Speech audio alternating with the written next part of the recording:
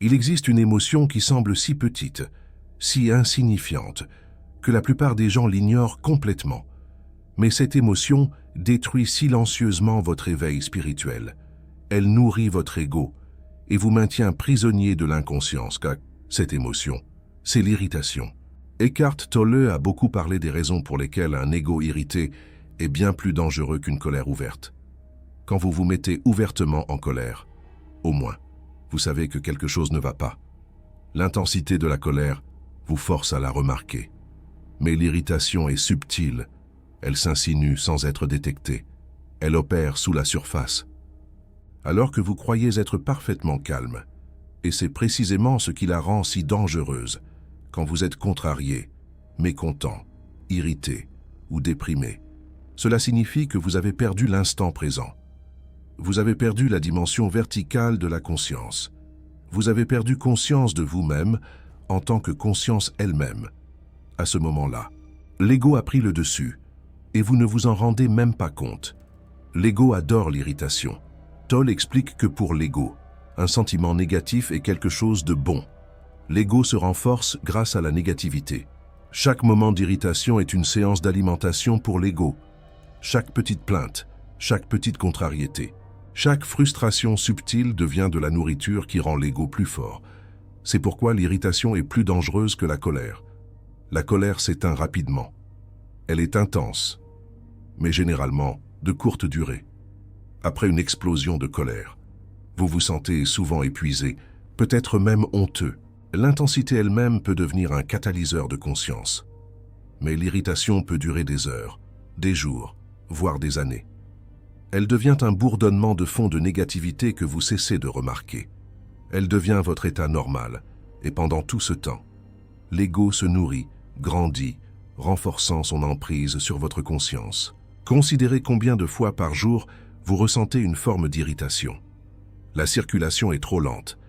La file d'attente est trop longue. Quelqu'un parle trop fort. Il ne fait pas le temps idéal. Votre café n'est pas assez chaud. Cela semble être de minuscules inconvénients, à peine dignes d'être mentionnés. Mais chacun d'eux est l'ego qui s'affirme. Chacun d'eux est une petite déclaration qui dit que la réalité devrait être différente de ce qu'elle est. Chacun d'eux vous sort de la présence et vous fait entrer dans la résistance. Tolle appelle cela l'inconscience ordinaire. C'est l'état de malaise de bas niveau dans lequel la plupart des gens vivent la plupart du temps. Ce n'est pas assez dramatique pour vous forcer à y faire face, mais c'est assez constant pour vous maintenir déconnecté de la présence. Le malaise de l'inconscience ordinaire peut se transformer en inconscience profonde, un état de souffrance plus aigu lorsque l'ego est menacé ou qu'il y a un défi majeur. Lorsque cette résistance s'intensifie à travers un défi ou une menace à l'ego, elle fait remonter une négativité intense telle que la colère, la peur aiguë, l'agression et la dépression. Mais cela commence toujours par les petites irritations. Elles sont la porte d'entrée vers des formes plus profondes d'inconscience. Voyez ça comme un feu. L'irritation, c'est le petit bois. Si vous n'enlevez pas le petit bois, si vous continuez à ajouter de petites brindilles d'agacement et de plainte, vous finirez par créer les conditions d'un feu bien plus grand. La rage n'apparaît pas de nulle part. Elle se construit à partir d'innombrables petites irritations qui n'ont jamais été vues, jamais abordées, jamais dissoutes dans la conscience. C'est pourquoi Tolle insiste sur le fait qu'il faut repérer les petits schémas. Si vous attendez que la colère éclate, vous avez déjà perdu l'opportunité. L'élan est trop fort. Mais si vous attrapez l'irritation à son premier frémissement, vous pouvez la dissoudre avant qu'elle ne se transforme en quelque chose d'incontrôlable. La première étape fondamentale consiste à prendre conscience du type de pensée que vous avez habituellement, en particulier les pensées négatives. Remarquez l'irritation. Remarquez l'impatience. Remarquez la colère subtile qui se fait passer pour un léger agacement. Cette observation est le début de la liberté. Mais c'est là que cela devient encore plus dangereux. L'ego irrité ne veut pas être remarqué. Il a développé des moyens sophistiqués de se cacher. Il vous dit que votre irritation est justifiée. Il vous convainc que la situation est vraiment mauvaise, que l'autre personne est vraiment en faute. que votre agacement est une réponse raisonnable à des circonstances déraisonnables. Les plaintes et la réactivité sont des schémas mentaux favoris à travers lesquels l'ego se renforce. Pour beaucoup de gens, une grande partie de leur activité mentale et émotionnelle consiste à se plaindre et à réagir contre ceci ou cela. Ce faisant, vous faites que les autres ou une situation ont tort et que vous avez raison. Et en vous sentant supérieur, vous renforcez votre sentiment de soi. C'est le mécanisme de l'ego irrité. Il transforme chaque petit agacement en preuve que vous êtes la victime d'un monde imparfait. Il transforme les petits inconvénients en preuve que vous méritez mieux. Et à chaque plainte, à chaque grognement interne, à chaque moment d'irritation justifiée, l'ego se renforce. Il n'y a rien qui renforce plus l'ego que d'avoir raison. Et pour avoir raison, il faut que quelqu'un ou quelque chose d'autre ait tort. Cela perpétue un cycle de conflit qui s'étend bien au-delà de l'irritation initiale. Ce qui a commencé comme un agacement face à la circulation lente devient une attitude générale de la vie, étant contre vous. L'ego a besoin d'ennemis. Pas nécessairement d'ennemis dramatiques, mais de petites oppositions quotidiennes qui confirment son sentiment de séparation. Chaque irritation est un micro-ennemi. Chaque agacement est la preuve que vous et le monde êtes en conflit. L'ego se nourrit de cette guerre constante de bas niveau. Quand vous vous trouvez irrité, faites une pause et demandez-vous qui est irrité. Pas vous, la conscience. Pas vous, la conscience, mais l'ego, la construction mentale, le faux soi qui a besoin d'opposition pour se sentir réel. Cette question seule peut commencer à dissoudre l'irritation. Parce qu'au moment où vous prenez conscience de l'ego, vous n'êtes plus complètement identifié à lui. La conscience qui observe l'irritation n'est pas irritée. La conscience qui remarque l'ego n'est pas l'ego. Tolle souligne que s'il y a de la négativité, que ce soit de la colère, du ressentiment ou de l'irritation, alors l'ego est présent. C'est un outil de diagnostic simple mais puissant. Toute négativité équivaut à l'ego. Il n'y a pas d'exception. Quand il n'y a pas de négativité, mais qu'il y a un champ de paix sous-jacent, alors le sentiment naît d'un endroit plus profond qui n'est pas l'ego. Mais au moment où la négativité apparaît, aussi subtile soit-elle, l'ego est entré en scène. Cela signifie que l'irritation est toujours un phénomène de l'ego. Toujours. Vous ne pouvez pas être irrité et présent en même temps. Vous ne pouvez pas être agacé et conscient en même temps. Les deux états s'excluent mutuellement.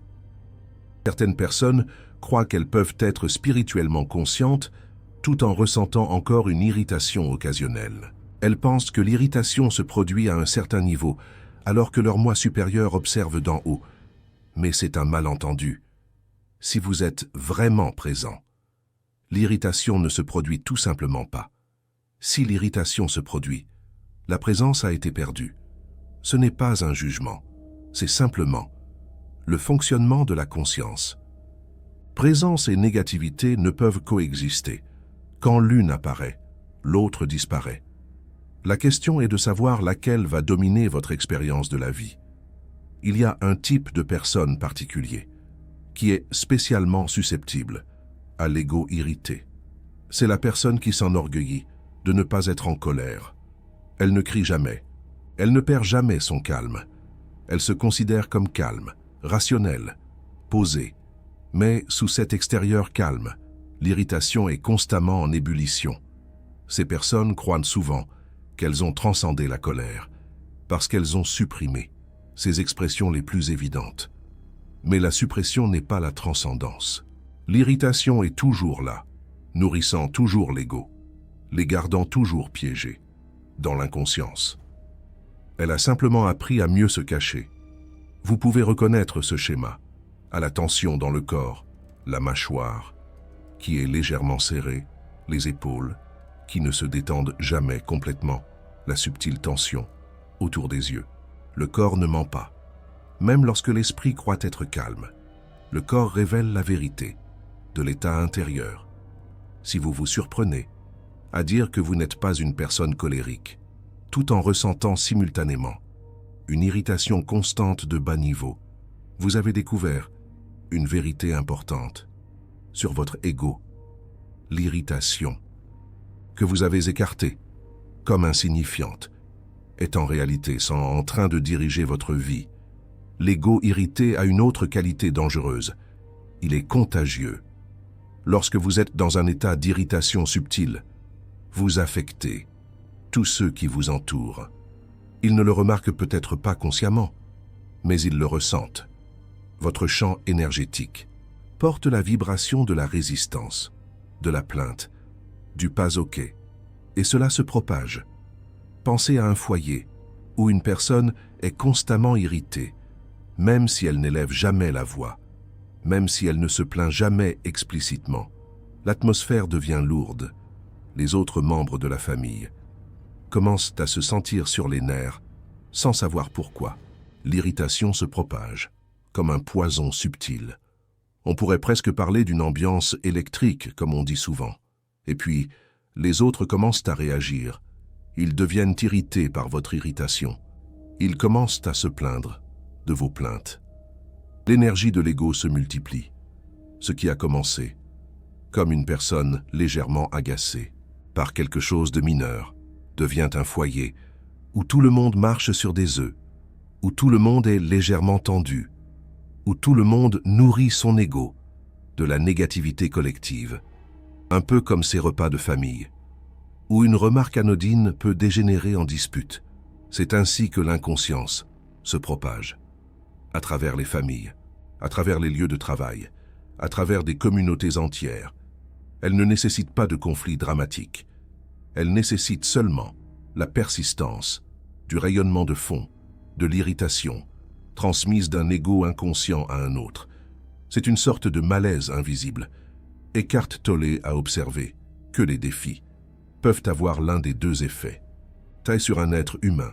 Un défi peut rendre quelqu'un plus inconscient, plus réactif, plus profondément enraciné dans les schémas égoïques, ou un défi peut forcer quelqu'un à devenir plus conscient. L'irritation représente le premier chemin. Chaque petit défi, chaque inconvénient mineur devient une opportunité de devenir légèrement plus inconscient. L'ego utilise l'irritation pour s'enfoncer plus profondément dans votre psyché. Avec le temps, le schéma devient tellement ancré que vous ne pouvez pas imaginer la vie sans lui. Mais il existe une autre voie. Chaque moment d'irritation est aussi une opportunité d'éveil, la chose même qui nourrit l'ego. Ça peut devenir ce qui le dissout, si vous y apportez de la conscience. Tolle a décrit le travail avec des personnes qui ont complètement transformé leur relation avec l'irritation. Un homme est venu le voir qui avait été irrité. Pendant la plus grande partie de sa vie adulte, il était irrité par son travail, irrité par sa famille, irrité par l'état du monde. Il ne voyait pas cela comme un problème. Il voyait cela comme une réponse raisonnable à un monde irritant. Tolle lui a simplement demandé d'observer son irritation, sans essayer de la changer, pas de la supprimer, pas de l'exprimer, mais simplement de la regarder. L'homme a trouvé cela extrêmement difficile au début. L'irritation était tellement tissée dans son expérience qu'il ne pouvait pas se séparer suffisamment d'elle pour l'observer. Mais graduellement, avec la pratique, il a commencé à créer un petit espace entre lui-même et l'irritation. Il a commencé à remarquer les pensées qui la déclenchaient, les sensations physiques qui l'accompagnaient, la façon dont elle colorait toute sa perception de la réalité. Et dans cette observation, quelque chose a changé. L'irritation n'a pas disparu immédiatement. Elle a continué à surgir, mais maintenant, il y avait de la conscience autour d'elle. Il y avait de l'espace. Et dans cet espace, l'irritation a commencé à perdre de son pouvoir. Elle ne dirigeait plus sa vie. Il n'était plus l'irritation. Il était la conscience, témoin de l'irritation. Cette transformation est disponible pour tout le monde. Elle ne nécessite pas de capacité spéciale ou d'années de pratique. Elle nécessite seulement la volonté d'observer votre propre esprit avec honnêteté. La clé est de saisir l'irritation tôt, avant qu'elle ne s'empare de vous. La première étape fondamentale est la conscience. des schémas de pensée habituels lorsque vous remarquez les premiers frémissements, d'agacement, le premier murmure, de plainte, le premier éclair, de résistance. C'est votre opportunité.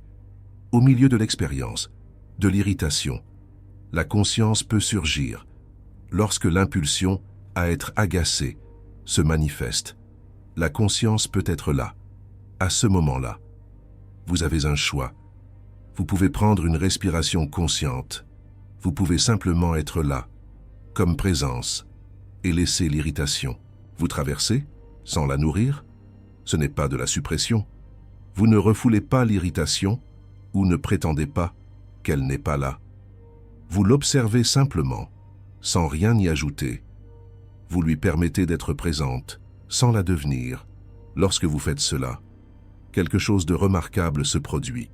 L'irritation commence à perdre son pouvoir, sans le carburant de l'identification, sans l'histoire, de la raison pour laquelle vous devriez être agacé. L'irritation n'a rien pour la soutenir. Elle surgit et passe, comme un nuage, traversant le ciel.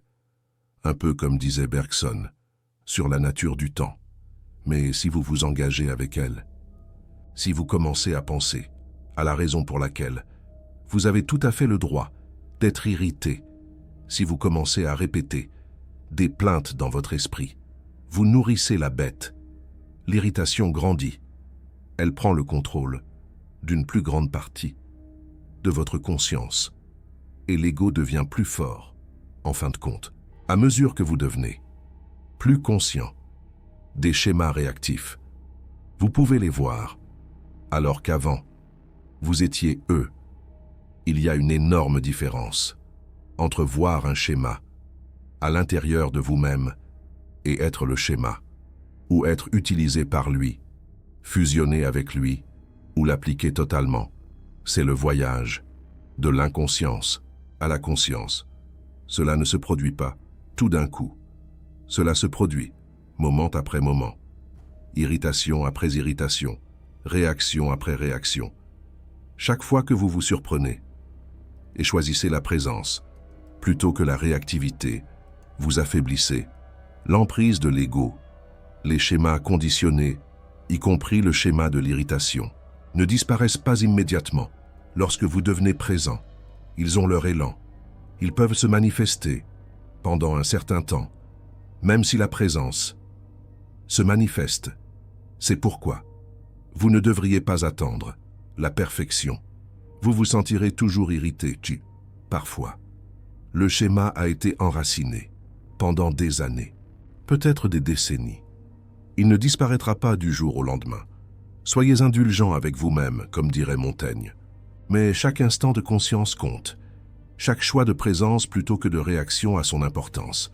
À mesure que la conscience grandit, certaines personnes commencent à penser qu'elles empirent, parce qu'elles peuvent encore détecter des schémas dysfonctionnels en elles.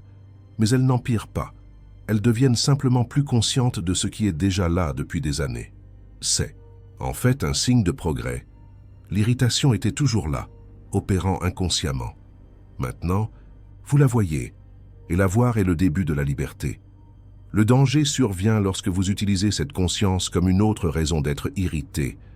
Lorsque vous vous irritez contre vous-même d'être irrité, c'est l'ego qui essaie de s'approprier votre croissance spirituelle à ses propres fins. Il ne peut pas vous empêcher de prendre conscience, alors il essaie de faire de la conscience elle-même une source de négativité. Soyez doux avec vous-même. Lorsque vous vous surprenez à être irrité, n'ajoutez pas une autre couche de jugement. Simplement, remarquez, simplement respirez, simplement revenez à l'instant présent. L'irritation était là. Maintenant, elle est vue. C'est suffisant. Il existe une pratique qu'Eckhart Tolle suggère souvent pour travailler avec l'irritation. Lorsque vous remarquez que l'irritation se manifeste, au lieu de vous concentrer sur sa cause, ramenez votre attention sur votre corps. Ressentez la sensation physique de l'irritation. Où est-elle située? La poitrine? L'estomac? La mâchoire? Qu'est-ce que ça fait réellement? En ramenant votre attention sur la dimension physique, vous sortez de l'histoire qui alimente l'irritation. L'histoire dit que quelqu'un a mal agi, que quelque chose devrait être différent, que vous avez le droit d'être agacé. Mais le corps a juste une sensation.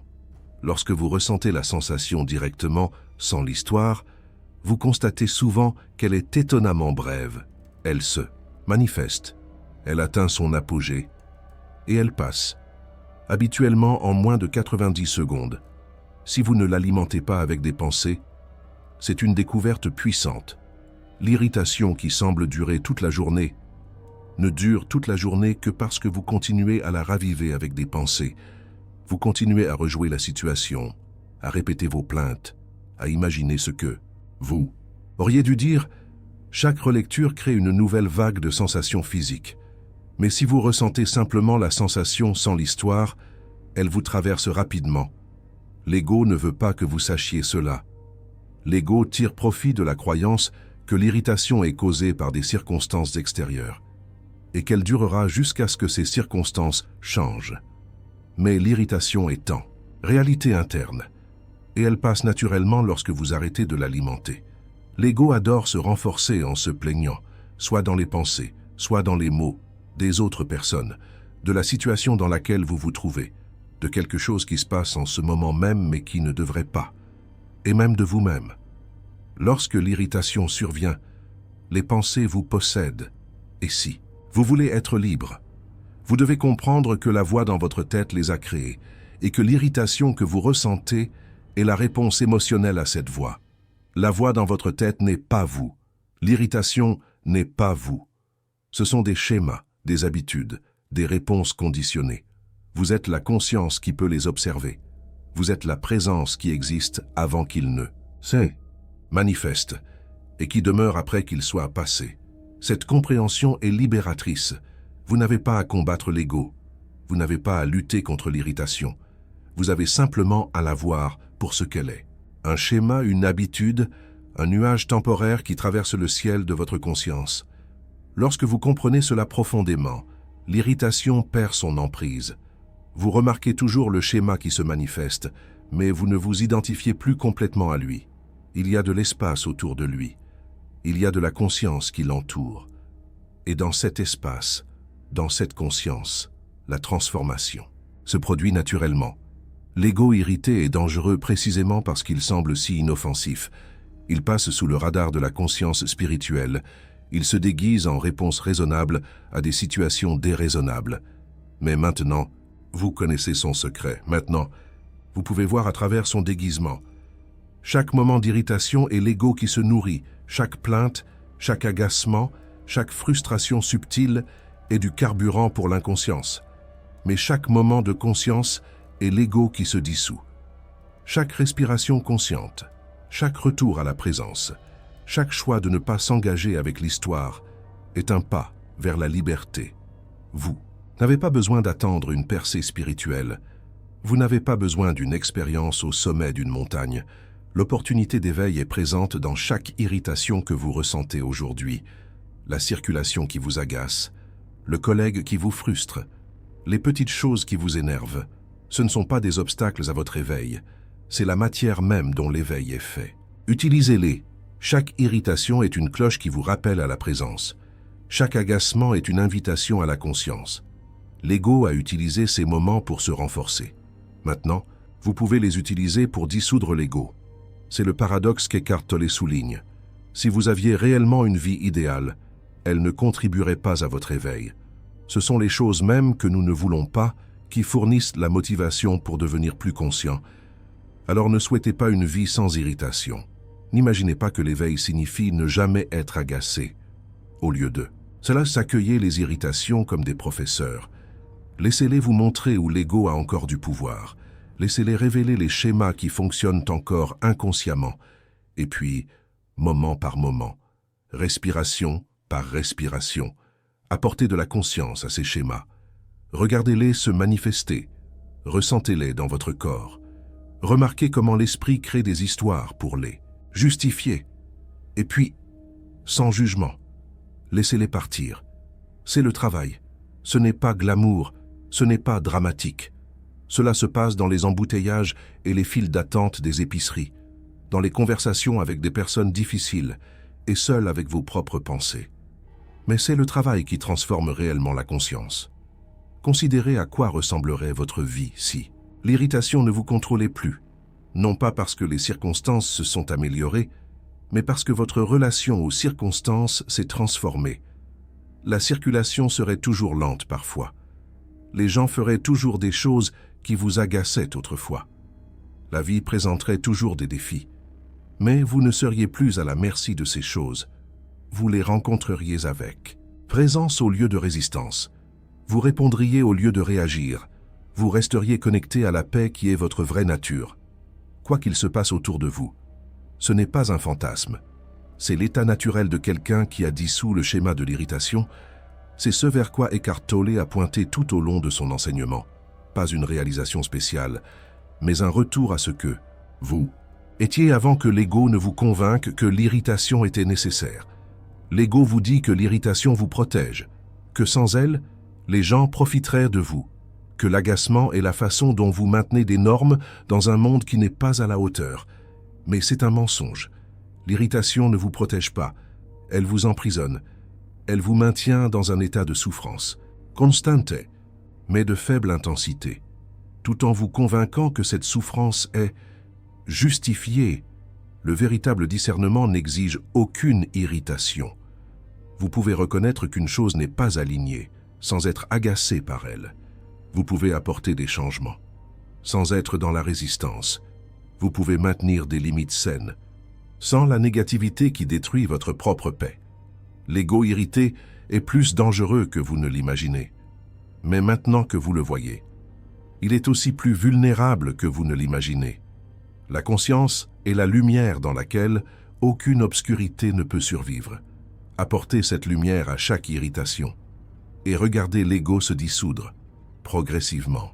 La présence témoin en vous est la seule chose à partir de laquelle l'ego peut être reconnu. Cette présence est toujours disponible. Cette conscience est toujours ici. Ce n'est pas quelque chose que vous devez créer ou atteindre.